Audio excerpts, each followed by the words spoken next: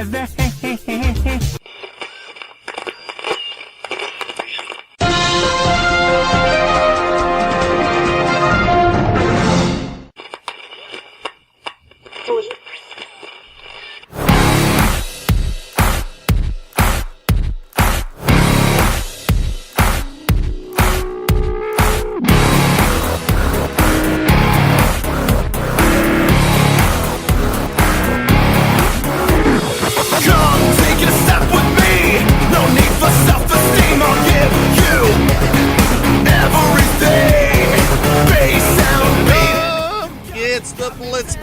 Everybody, and I am your host for today. My name is Toby Brendel. Thank you for tuning in. What is up? What is new? What is exciting on this kind of chilly day here in the southeast part of Saskatchewan? And I do have to say, holy crap, what the heck is going on when you have like -6 here in Saskatchewan? In Ontario, it's already like 20 degrees. Say like an hour ago. Huh. Canada, you have to have the weirdest weather known to me. You see what I did? Yeah, okay. Alright. So I got a few topics. I know. I said on the description that there's so many topics, but if you break it down, it's a lot easier for me just to basically write what I wrote and to talk about it. Sometimes I don't even think those descriptions, are actually worth it. But, you know. Forget this. Boop. All right. First up on the agenda, it's about social media. And, you know, ever since MySpace came out and High Five, etc., etc., it's been taking off where everybody needs social media. Keep in contact with friends, family, meet up with old people like old schoolmates, old friends from across the country, across the world. So currently, like right now, we have Facebook and Google Plus. Let me kind of backtrack a bit. We no longer have Google Plus. And that's where I'm actually going. Is Google has decided to shut down their Google Plus. What is that called? I just said it. Social media side of things. The main reason is they actually found a little bump or a little loophole within the system.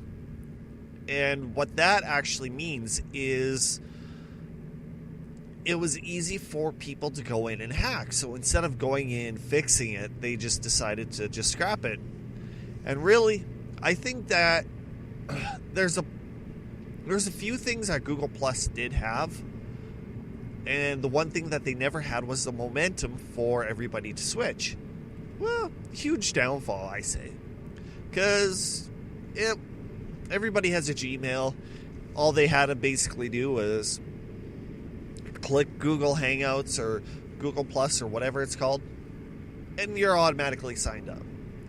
But when you have something like Facebook, who's like a freaking huge company type of mentality, it kind of sucks. And Google just never grabbed the hold of that rug as it was getting pulled away. So them shutting it down, I'm actually shocked that they lasted as long as they did.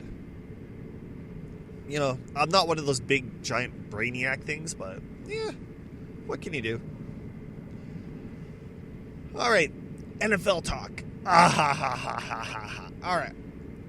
I don't know if you guys are new to this, but if you are, my buddy Alex and I, we have this little bit of a challenge going with NFL teams. And just sum it up real quick. I pick 3 teams. He picks 3 teams. Our first picks go against each other. If there's the same pick or a tie, it moves to the second pick, etc., etc. Anyway, So he was getting all cocky and saying, I'm going to beat you, blah, blah, blah. You can never, I know what I'm doing. I have a plan. Well, let's just say his plan didn't work out the way that he wanted to. Because I absolutely destroyed him last week. And for this week, I'm still trying to get him to send the picks out. So far on the season, I am 3-2. He's 2-3. The season's still young. Who knows what can happen? So if you head over to theblitz.ca, you can actually follow the stats or the games, the previews, the reviews. Another thing you can also do is if you follow us on Twitter at the Blitz Talks, there are actually updates. Well, not updates, but it posts the pictures of the picks that we have and the results. My recommendation, go check it out. It's actually quite interesting. Hopefully next year we can have more people play. One of the weird things about it is you can't have an odd number, you have to have an even number. So if we do have more, it's got to be 4 players, 6, 8, 10, etc., etc. And it's the only way that it's properly going to work out. As I was scooping while pooping, yes, that is very weird. I do admit that, but sometimes you got to do what you got to do, and being the best at what you can and what you will do, if it means doing that, you got to do it. But I noticed on Twitter that there was this one weird ass article. Basically what it was somebody was complaining about the amount of acorns on a sidewalk. And you're thinking, whatever, it's acorns, just, kind of brush it away. Here's the catch. Yes, there's always a catch when it comes to some of these stories. But the main catch is this person posted and told everybody, if you have acorns on your sidewalk or in front of your place, you're supposed to clean it up. Brush it off to the side so this person can run barefoot, because stepping on acorns is absolutely painful. Let me back up a bit. Did I say what you think I said? Running barefoot? That is correct. The twist of the story is this person is basically telling everybody, if you have acorns on your sidewalk, you're supposed to sweep it up, move it off to the side, so this person can run down the sidewalk barefoot as they run. I don't know about you, but I do not trust anything on these freaking sidewalks, even the sidewalk themselves. I've seen times where the sidewalk is just littered with dirt, gravel, glass. How dumb are you for doing something like this? It just does not make sense. Then from there, they said that if nobody cleans up the acorns from the trees, they're going to approach the city. Wow.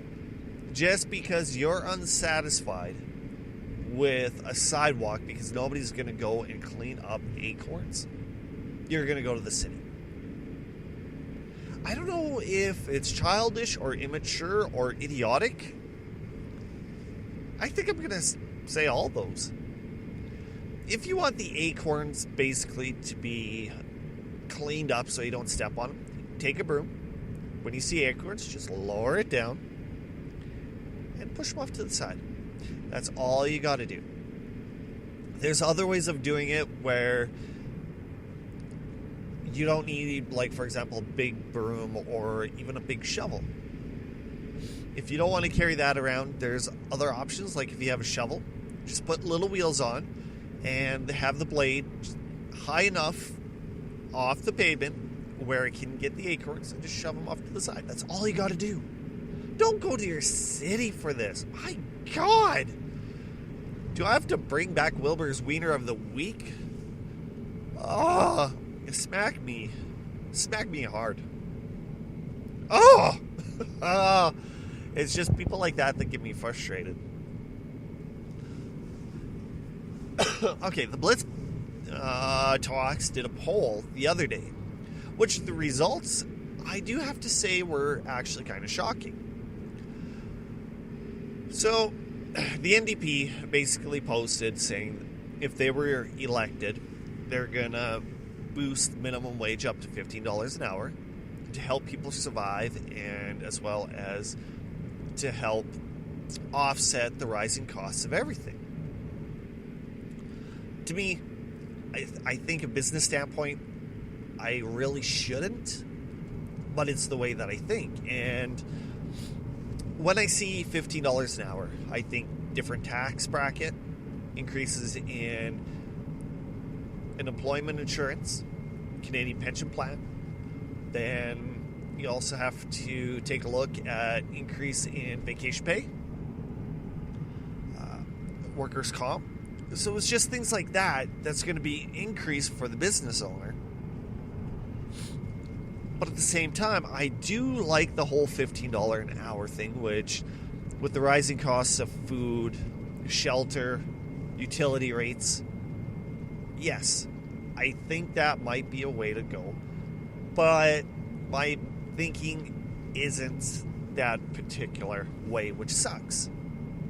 There are people who are making $15 an hour, working their asses off, and they're proud of it. So what's going to happen if it does go up to $15 an hour and there's union workers who are making less?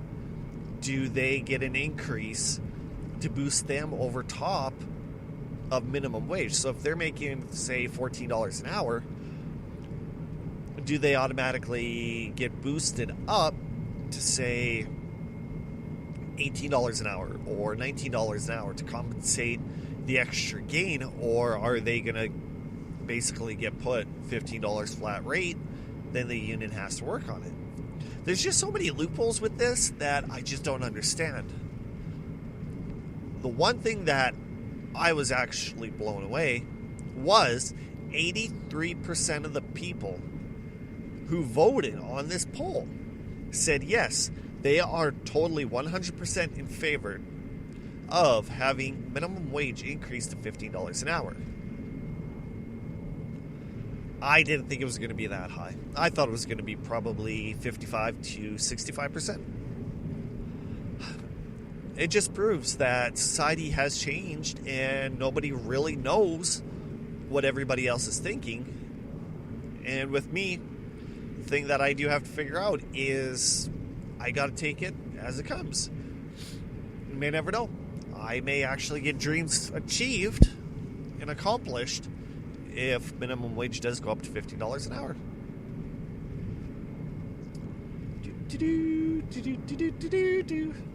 All right, well, the show's almost over, so I think I better go rewind, settle down, and close this show out.